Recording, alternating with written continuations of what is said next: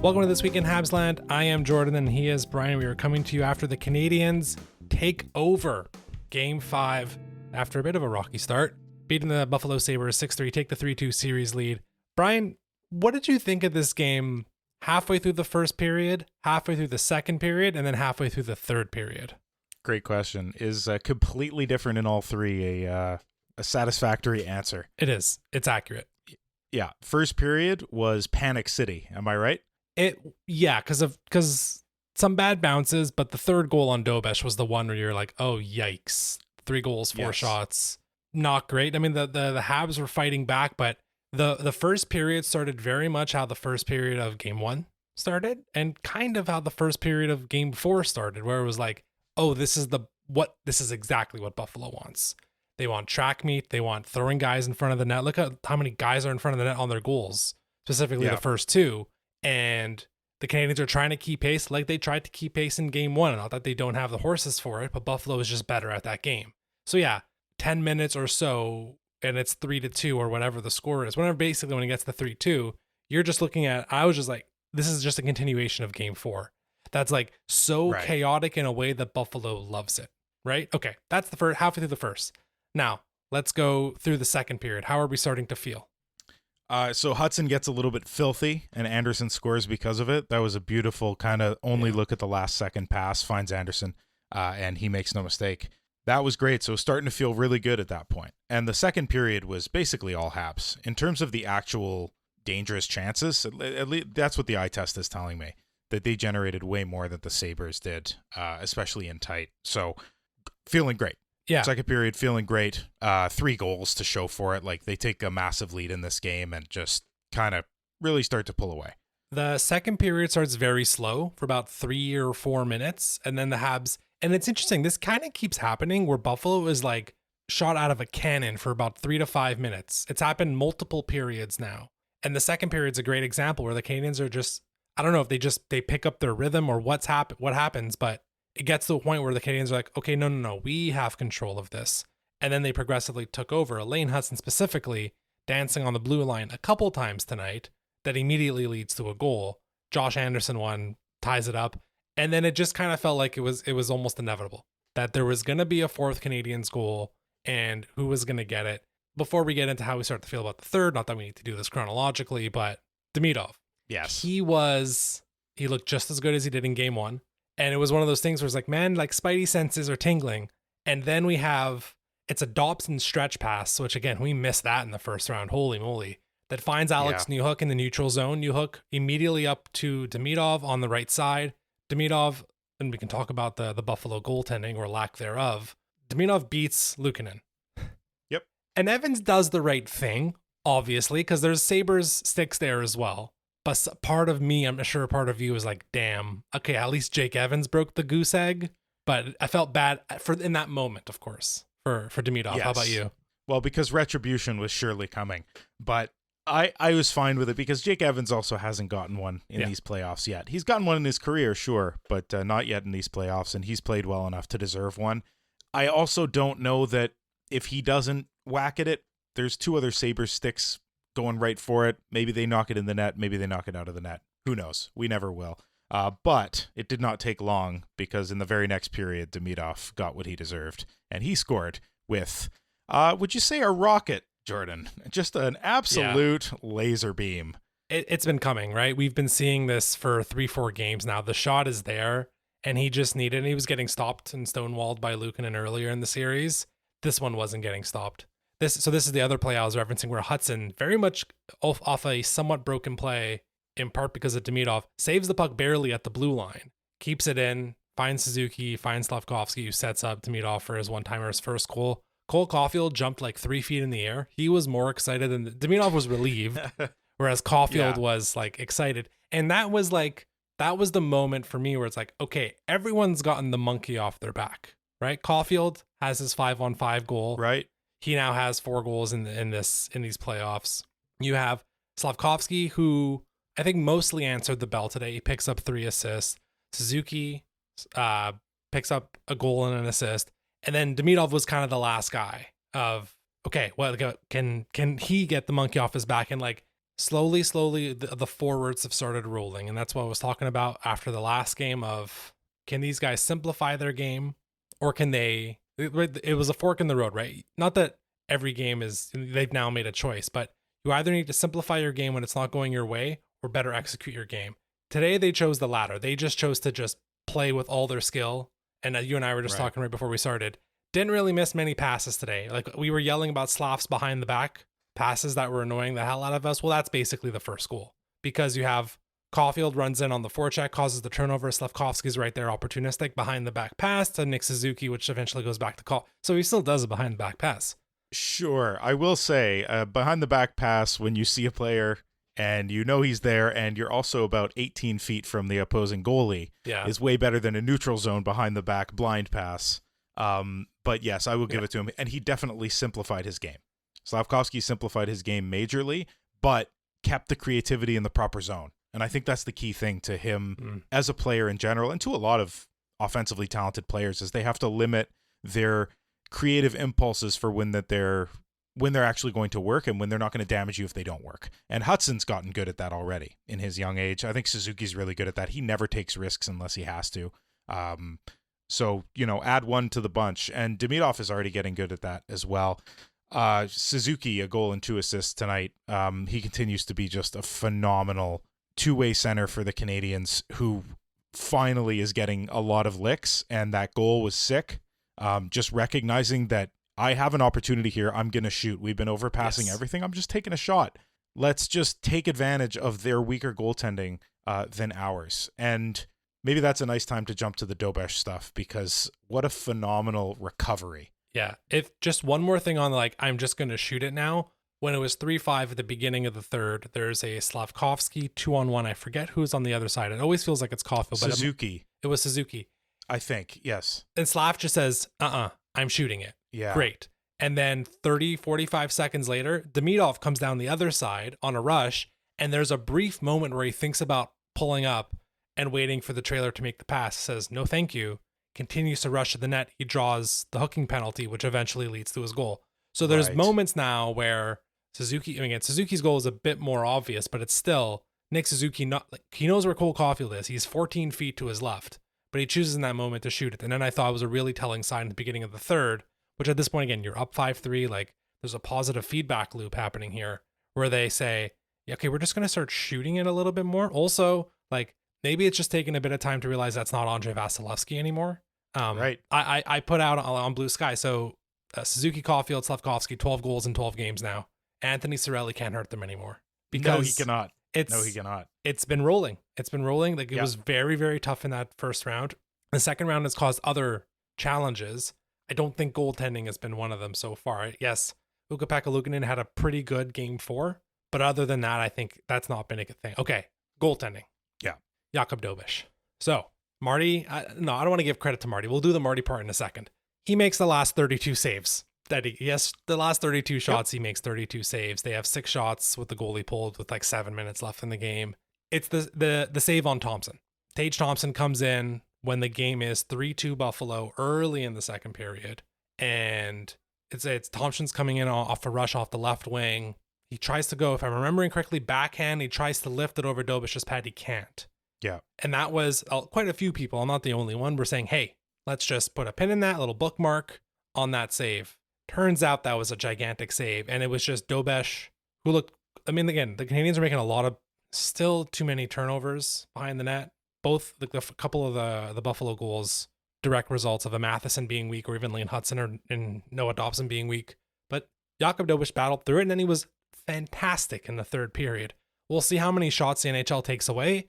As of recording, it was 20 shots on goal in the third period. The Canadians didn't necessarily like hunker down. It was more just Buffalo having to absolutely floor it. And I got no notes. Like, Dobes was just solid. And a 6-on-4. Not too many 6-on-4 doesn't hurt either to be able to produce a ton of shots at that point. So 20 in the third is unsurprising. 1 a minute, that's about right. It's really special for a goaltender to make one save on the first 4 shots and still end with a .917 save percentage. That's pretty astounding. And it's because of the shutout that happened after the 10-minute mark. Do you, not to go away from Dobes, I found, so everyone was throwing the expected goals after one period. It was like 2.4 for the Canadians and 0.5 for the Sabres. I'm rounding probably a little bit, but I still found the Sabres were really effective on the forecheck. And this feels like something that Ruff is really nailed into his team of just like be super uber aggressive. Don't be afraid of the Canadians on a rush chance. You know, go all in, put two. Sometimes they have three guys below the faceoff circle in their offensive zone without the puck. Yeah. But again, the expected goals model, and I think the general flow of play of the first period, it didn't really like Buffalo. Yes, was leading 3-2, and in part because certainly the third goal that Dobes gives up is a weak one, but it was just a weird thing where like defensively it felt like there was a lot of chaos happening, but the Canadians were still creating a lot of good chances. It was a bit of a trippy, again, which is why it reminded me a lot of Game 4, which is like is just enough chaos here for Buffalo to thrive in because of how opportunistic and skilled they are. Yeah, and thank goodness Dobes was there to stop that, because they still were very opportunistic tonight, especially in that third period. And so, and then there's also some massive shot blocks that we could look at as well. Mike Matheson had a huge one at one point. Nick Suzuki had a big one. Like the Canadians as a whole unit were defending so much better than they had been, and way better than Buffalo. And that's a massive advantage. It's goaltending, definitely.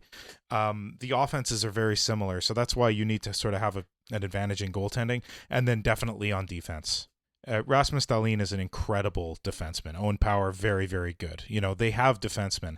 The Canadians as a unit, I find, defend really well. And the thing is, had Buffalo been able to defend the way they did in Game 4, I would not be singing this tune, because they were really good in Game 4. Game 5, they weren't. They were porous, and part of that is because they were playing more their open style as a whole, Buffalo was, which kind of confounds me. You have the advantage at home. Why not just play it the same way that you played Game 4 and that you won? But hockey's a bouncy game, and they got out to such a fast lead that I think they were just like, let's just, balls to the walls. Let's go. Yeah. Try and produce. There's also something to be said about like game-breaking moments. And I do think Hudson's creation of the Josh Anderson goal that ties it up in the second period, like that is something that breaks your brain for a moment. Because again, Buffalo's leading. Buffalo led most of the first half of this game essentially, and it's that brief moment where Hudson finds, and Josh Anderson I think had I once again am very impressed with the way he's playing. He's always in front of the net. He was one of the few guys, and I saw more and more in the third period, not overthinking the zone exits. Either bring it up yourself or dump it out and then go chase it. Don't try to like retain possession or try to like red line it. Just get it out of the zone. Don't ice it. And you can like he made some really nice choices there. So there's a few things there. Caden Gooley had a big block as well late in the first period to kind of keep it at 3-2. So I just wanted to bring that one out. Where else do you want to go with this game, Brian? As we kind of like continue to pull away from. Alex Texier scored again, kind of. I mean, he did. Yeah. But it's depth scoring was still there, even though today is largely a game where the big guys finally showed out. Caulfield scores, Nick Suzuki scores, Demidov scores, but you still have the depth guys and Evans and Texier and Josh Anderson scoring. But who else kind of impressed you or made note of? Or on that thought, if you had only the depth guys scoring, it'd be a tie game. If you had only the top guys scoring, you'd have a tie game. So another example, the Canadians just as a whole team working together. I want to jump to Nick Suzuki because he also had a phenomenal pass. The wherewithal to wait when he delays on the saucer pass to Caulfield for the not even necessarily a tapping, because he had to put it on the inside of the post. It was still a very kind of well-calculated shot, but brilliant play by Nick Suzuki to wait, thread the needle only at the right moment. And actually, Caulfield did something phenomenal prior to that. He outmuscled the much bigger Buffalo defenseman in the corner in order to get back to the front of net before he could catch up to him. And you're on the power play, so you have a numbers advantage. So that's the only man who could possibly be on Caulfield. He knows if he knocks him into the boards and then rushes out to the front of the net, he'll be alone. And he was. So it was prior to getting the puck. It's the Marty St. Louis thing, right? Yeah. It's prior to getting the puck, what am I going to do to give myself the best possible options once I do have the puck? And he was perfect on that. Nick Suzuki was perfect on the pass. They're figuring it out at the right time, man. That's the scary good part about this, is that everything was kind of clicking tonight. It was drastically different in terms of the sharpness of their chemistry. as compared to even the games where they did well at the beginning of the series. You know, games 2 and 3 that they won and scored a lot of goals. I think tonight they were much crisper offensively. Yeah, because I think part of it too is understanding, and I feel like I'm bringing this up more and more, specifically in the playoffs, but there's another team on the other side also trying to win, and sometimes it's just weathering the storm. And I think the difference in what you're saying, Brian, like the margin of victory is basically the same of games 2 and 3. You got a better Buffalo tonight than you did in game 2 and 3. And the Canadians had to weather that storm. Yeah. Which is, basically a good chunk of the first 8 to 10 minutes of the game, and your goalie's not giving you any support early on. And then those first 3-4 minutes of the second period where Dobes very much does save them.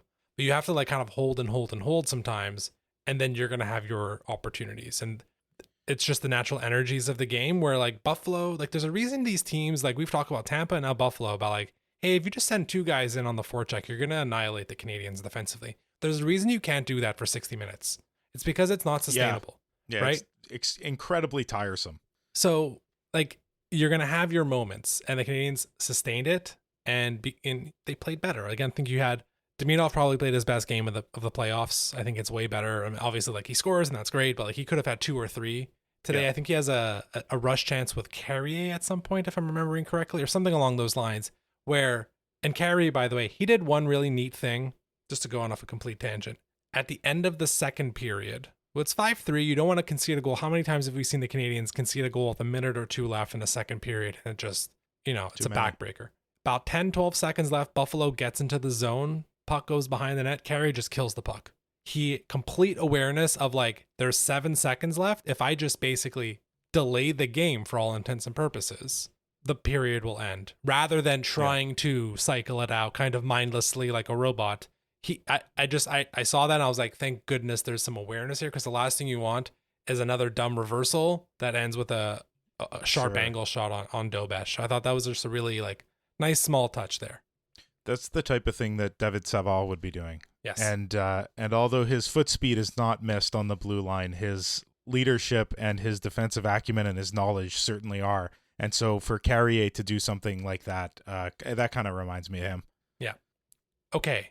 Start shifting now into game 6 in case there's any. I mean, I think we've talked a good deal about the big guys were the star of the show today. They have been slowly disengaging from the Tampa Bay series and whether it's bad luck or whatever.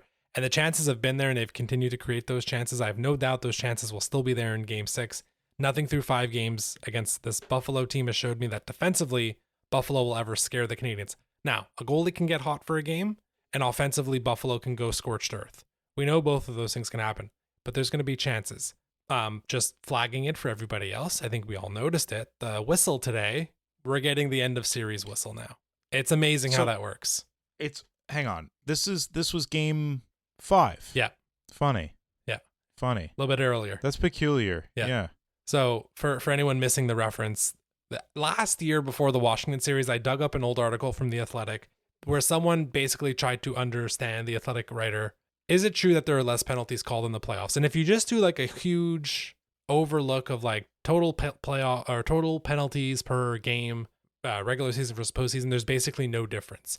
However, if you look more closely at it, specifically by what series you are in, first round, second round, third round, cup final, and how many games into a series you are in, there is a trend of less penalties being called. So obviously game 1, first round, you will see basically a regular season whistle, if not more intense than that.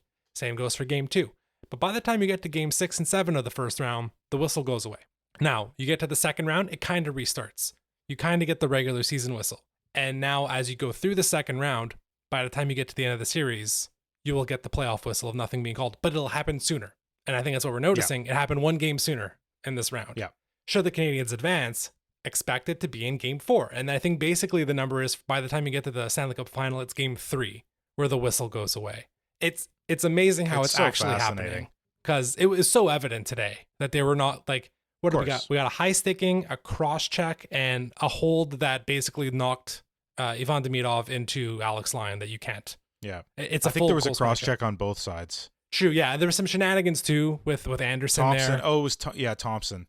And that might just be an easy way to call stuff at the end. But truthfully, there were 2 Habs power play opportunities and really just 1 Buffalo one if we're not counting the 6-on-4, because by then the game's kind of over, but you're just kind of padding the penalties called. But that happened. Fully expect that to cross over into Montreal. High sticks will be called about 90% of the time. Puck over glass will be called. Beyond that, you need something incredibly egregious to be called. Like, we're talking full on tripping someone on a breakaway, hooking someone till they fall down and fly into a goalie like Demidov did today. It needs to be incredibly egregious for something to be called. That's the realm we're entering. Okay. Yep. Game 6. What do we think? So Buffalo's awesome on the road. Yeah. They have 1 road loss in these playoffs. They didn't lose to Boston in Boston. Right. It was game 3 of this series. So they could absolutely come into the Montreal Canadiens Bell Center and ransack the place. So that's what the Montreal Canadiens have to be afraid of. And that's what they have to be mindful of, and they have to come in as sharp as they just were. Because if they come in namby-pamby because they're at home, it's going to be a really rough night. You're playing a team who's now trying to survive.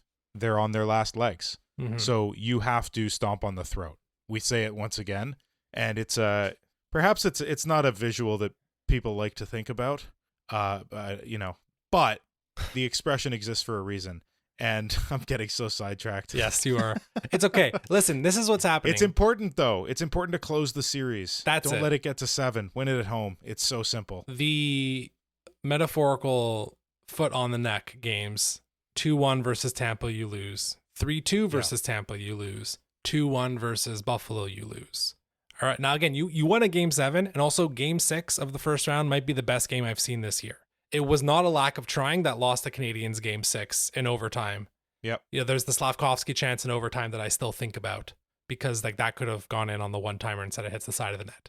So, but nonetheless, in terms of like, let's end this here, again, either going up 3-1 or ending the series in 6 at home, 0 for 3 so far in this postseason. Here's another great opportunity to do it. It's a Saturday night finally. Now, they're messing around with us because it's an 8 p.m.er, but it's a Saturday night, and the fact that Mr. Caulfield has fully exited the slump, and we're finally playing a Saturday night game for the first time in a month can't be a coincidence, Brian. It just can't be. No. Hat trick Cole. Congrats on our buddy Santi pointed out that you called it. You called Demidov, but I'm pretty sure you were calling that Caulfield was going to continue on his tear as well. So you can have both of those in your column. Neither one of us really I remember nothing. Remember what we've said. Yeah. I'm fair. I know I said Demidov to score. I think I said it after game 1, and I definitely said Josh Anderson to get back on the score sheet. I don't remember if it was after game 3 or after game 4, but I definitely said it recently. And I said Arbor Jackeye would have a slap shot goal, and I was definitely right. Oh no, I wasn't right about that. I was way off. He doubled his ice time in this game, played 7.5 minutes. In this game, so I have a question for you that I want to jump back to, because we haven't used it in a little while. When did you unclench? It's a great question. I find, much like the frequency of how penalties are called, the unclenching happens later in the game, the later in the series I am. Yes, if that's right. So certainly Demidov scoring and making it 6-3 was all right. We're all doing just fine here. Buffalo pulling the goalie with 7 minutes left made me a bit worried again. Because there's math you can do there of like 6-4 happens really fast. You don't have to pull a goalie. You take a dumb penalty. Like the penalty was going to come at some point. But broadly, it was Demidov 6-3. How about you? Yeah, a little bit after that. I mean, Buffalo scored 3 goals in the first 10 minutes of the game. So until we were really far from that 10 minutes left mark, I wasn't really all that comfortable. And especially when we took the penalty that for a moment I thought were penalties, and that they'd have a 6-on-3 just doubling us up. One of the rarest non-even strength things that can happen in the game of hockey. That would have been bad news bears. They score within a few seconds of the first one, and then they have the whole second one to work with, and then they can still pull the goalie with all this momentum. That was the fear going through my head. But that fear did not realize the Canadiens were excellent defensively. Just stopped everything, blocking shots. Dobes. Yet again. Dobes was great. I do want to shout out Phil Deneau, went 14-4 at the faceoff dot, which I'm pretty sure it was 9-1 after 2 periods. I think he cooled off a little bit. Everyone else was kind of okay today, but he did enough of a job. And Marty does get a bit of a sense here of like when one guy is hot, he tends to go to them more and more often. Suzuki is taking the most faceoffs because he's playing the most of anybody else. But you even saw tonight where Suzuki takes 16 faceoffs and Deneau takes 18. it's not an accident that skews that way because Danault was so great. And I also wanted to shout out 5 blocks for Caden Gooley, 5 blocks for Alex Carrier. Unsung heroes. We already mentioned Carrier in a couple of his moves earlier. He definitely sees Texier, by the way, when he takes that shot. He's definitely aiming at Texier. Now, I think he's aiming for a stick, not his foot, but we'll take it. Is this the first time ever that Alex Carrier plays the second highest time on ice for the Canadiens? I think it has to be. It could be. It's definitely skewed by the last 6 minutes, but sure. Likely, yeah. Yeah. 23 and a half minutes. Matheson in the one spot with over 26, obviously, because he's called upon to defend and do a heck of a lot more than that. So, yeah. Okay. Any final thoughts about Game 6 before we wrap? Like, I think, honestly, they're not going to get too much of a different Buffalo, I don't think. Like, the Game 4 and Game 5 starts of Buffalo, copy-paste it for Game 6. They're going to try the same. Where the Canadiens are more effective at kind of freezing that faster and then slowly taking over, that'll be a different question and what they need to do. But that's going to happen, right? The crazy intense Buffalo start will happen with all out on the forecheck. What else do you kind of see happening, or what are you going to be looking for? For them, it's like Buffalo, it's really staying power that's going to be important because, yeah, you're right. The past several games, they've started super strong. It's a matter of staying strong throughout the game and not allowing, though stylistically, as you pointed out before, that forecheck just drains you. And there's other elements of the Buffalo game, just the up and down the ice constantly. It's not just the forechecking for possession. It's when you have possession, too, that everybody's bombing it up and the defenseman gets in there. And so you have to back check that much harder because he's in deep. And it's just this cycle. So they did what they had to do tonight. They went up early because of it, and they got as much padding as they possibly could. But the Canadiens roared back with a more sort of consistent game that's, I don't know, man. I think that Lightning series really consolidated the Canadiens as a team that can do many different things. And so I think that's why it's 3-2 Canadiens right now, even though going into this series, I had my doubts, and Buffalo attacks phenomenally well. But the way the Canadiens defend and the way that Jakub Dobes is playing, I like our chances. So should we do predictions? I'm going to go first. Yep. I think Jakub Dobes continues his unreal play, and I don't even know that I have to put a number on it, but Dobes has a game. Whether he steals it or not, who knows? But he has himself a game, and Habs win. So like a Dobes first star, Habs close out the series. Great, yes. That's a great way to put it. Okay. I'd have to double check who the 3 stars of the game were, but no, I don't think he was one of the 3 tonight. I think they're mostly going to go with the forwards because they put up 6 goals. And despite the fact that he had again 32 Captain saves. Nick for sure, it would have been. Yeah. And then Demidov definitely got one. Okay. Maybe Slav the other. Sure. I don't know. Yeah, it's probably one of those guys. Hudson probably deserves it from a production, a play standpoint, but from a production standpoint, I can see those other guys, or even Caulfield sneaking in. Okay, so you're thinking Dobes first star, Habs win the series. I think we're seeing it's Mr. Saturday Night. I have to do it. We have to do it. We haven't seen him in a long time, and it's timing perfectly with the fact that he's been putting the puck in the net slowly in this series. Multi-goal Cole. We're getting 2 goals from Cole Caulfield, and love it. I'm once again, like, I was very interested to see specifically what Juraj Slafkovsky was going to do coming into this game because I thought he was really poor in Game 4. He played better. He didn't play perfectly. Now, broadly for Game 6, there's no one specifically I'm going to watch. Curious to see if Demidov can be as consistently awesome, because that is a complete difference maker which he will become. Like, it's ridiculous he's 20 and doing this, but like eventually he will become that guy. Can he do it in Game 6? And then just generally as a team, like I said, here's another moment, man. Here is just like another huge opportunity. Can you close out a series at home? They couldn't do it against Tampa.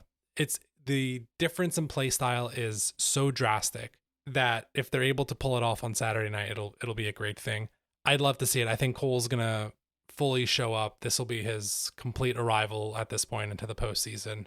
And at this point, we're just predicting Habs wins every game, but I think that's eternal optimism that rings true to This Week in Habsland that we've had since the days of covering Raphael Harvey-Pinard on a line with Alex Belzil and Anthony Richard with a defensive backing of, I don't know, Matthias Norlinder and Justin Barron, and being very excited about that and how far we've come. If we could be positive then, we can be positive now.